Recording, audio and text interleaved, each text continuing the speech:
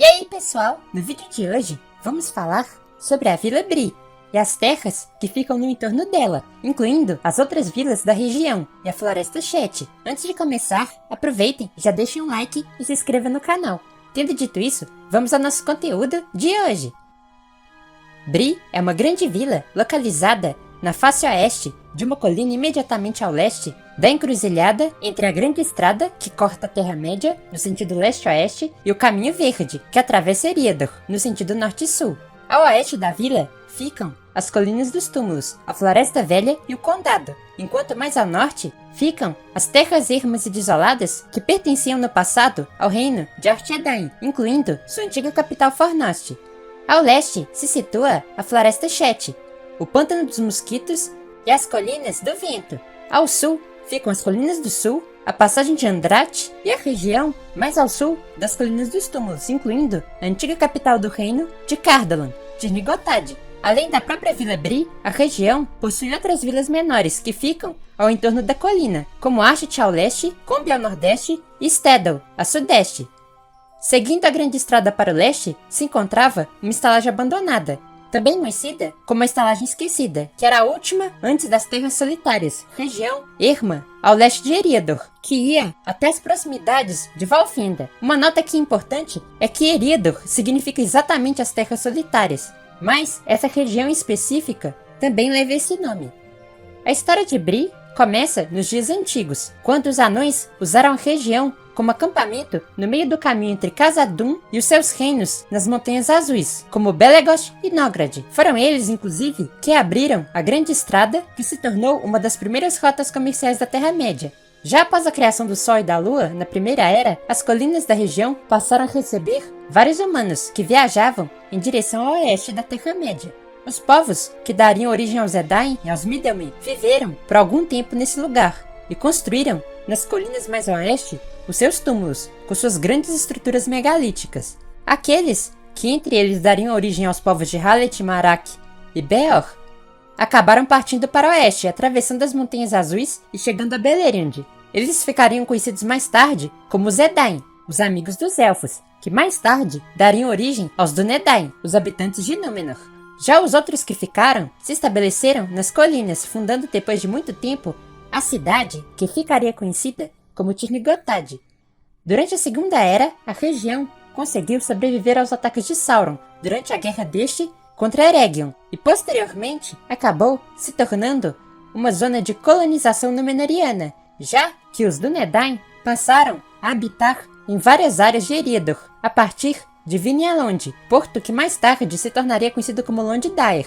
Os Dúnedain e os Middlemen passaram a conviver na região, mas não se sabe se isso se deu com conflitos ou não. Se sabe que após a queda de Númenor, a região passou a pertencer ao reino de Arnor, fundado por Elendil.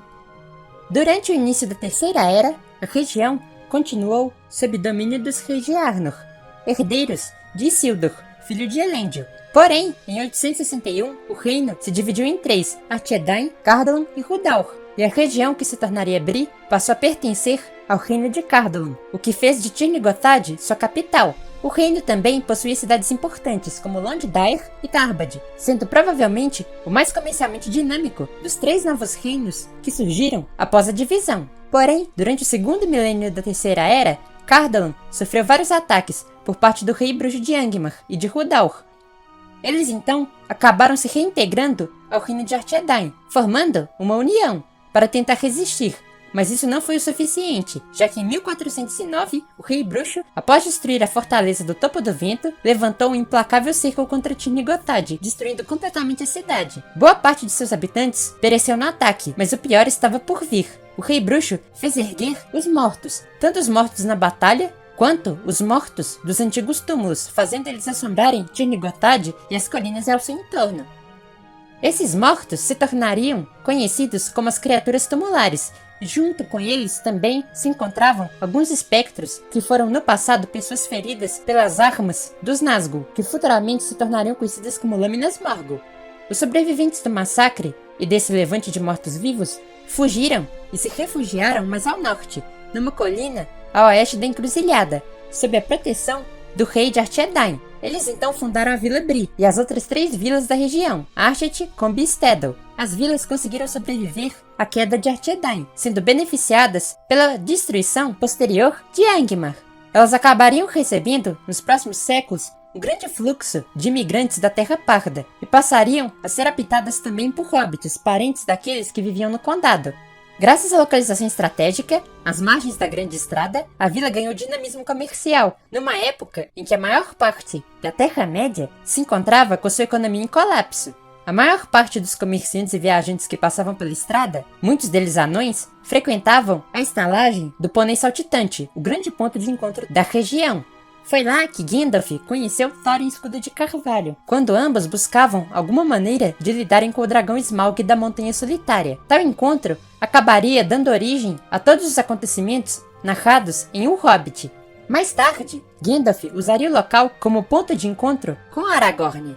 No ano de 3018, Gandalf havia falado para Frodo o encontrar lá, porém, devido à traição de Saruman, ele não conseguiu chegar a tempo, de modo que foi Aragorn que acabou ajudando os hobbits, que estavam sendo perseguidos pelos Nazgûl. Cevado Carrapicho, que era o estalajadeiro, naquela época, também foi de grande ajuda, dando informações necessárias aos hobbits e os alertando sobre os elementos mal encarados que andavam por Bree naquela época, como Bil Samambaya, Harry Goatleaf e o sulista Vesgo, que na verdade era um meio-orc a serviço de Saruman, que usava ele como contato no tráfico de erva de fumo do condado.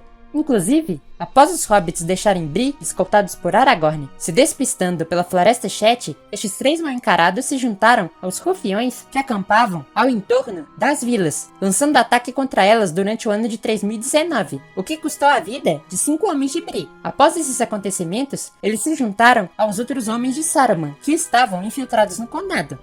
Uma coisa importante para se dizer é que, pelo contrário do que fica aparecendo no filme da Sociedade do Anel, Bree não fica em frente à balsa de Buqueburgo, mas sim alguns dias de viagem a leste, pela Grande Estrada. Do outro lado da balsa ficava a própria Buqueburgo, principal vila dos Brandebucks, que inclusive costumavam viajar até Bree para ocasionalmente se divertirem no Pônei Saltitante. Então é isso aí, pessoal. Comentem aí embaixo o que vocês acharam do vídeo. Aproveitem e deem uma olhada também na homenagem do canal ao Iron Home. Então, até o próximo vídeo e até mais!